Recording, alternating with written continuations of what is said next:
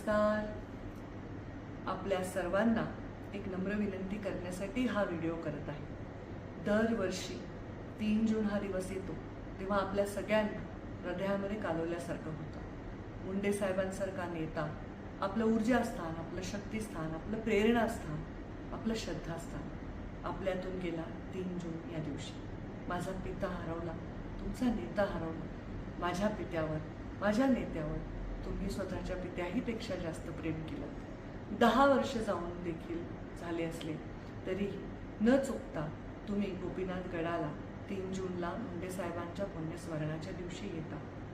यावेळी एक योगायोग आलेला आहे की 3 जूनला मुंडे साहेबांची पुण्यतिथी आणि 4 जूनला लोकसभेची काउंटिंग आहे. 4 जूनला काउंटिंग असल्यामुळे जिल्ह्याच्या ठिकाणी 3 जूनलाच मुक्कामाला सर्व कार्यकर्त्यांना काउंटिंग एजंटला जावं लागतं, कारण पहाटे उठूनच त्यांना काउंटिंगसाठी जावं लागतं. मला ही अडचण पूर्णपणे लक्षात आहे. आपल्या सगळ्यांच्या इच्छा असून देखील, आपल्याला यायचं असून देखील आपली तळमळ मी समजू शकते. म्हणून मीच ही अडचण दूर करायचं ठरवलं. मी आपल्या सर्वांना नम्र विनंती करते, आपण जिथे आहात तिथूनच मुंडे साहेबांचं पुण्यस्मरण आपण करा.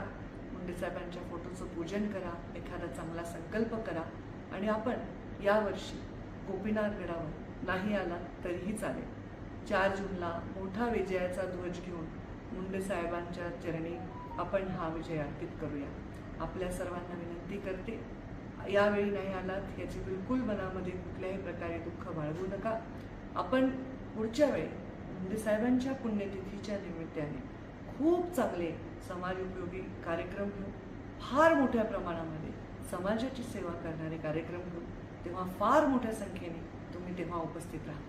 दरवर्षीप्रमाणे आमचं कीर्तन असतं, भोजन असतं, तेही आम्ही यावेळी रद्द केलेलं आहे. कार्यकर्त्यांची अडचण टाळावी यासाठी हे निर्णय मी घेतलेला आहे. त्यामुळे आपल्या सर्वांना विनंती करते, महाराष्ट्रातील समस्त लोकांना, की यावेळी 3 जूनला आपण कृपया गोपीनाथ गडावर येऊ नये. ही विनंती आपण नक्की मान्य कराल आणि माझ्या या विनंतीचा मान राखाल, एवढंच आपल्याकडनं अपेक्षा करते.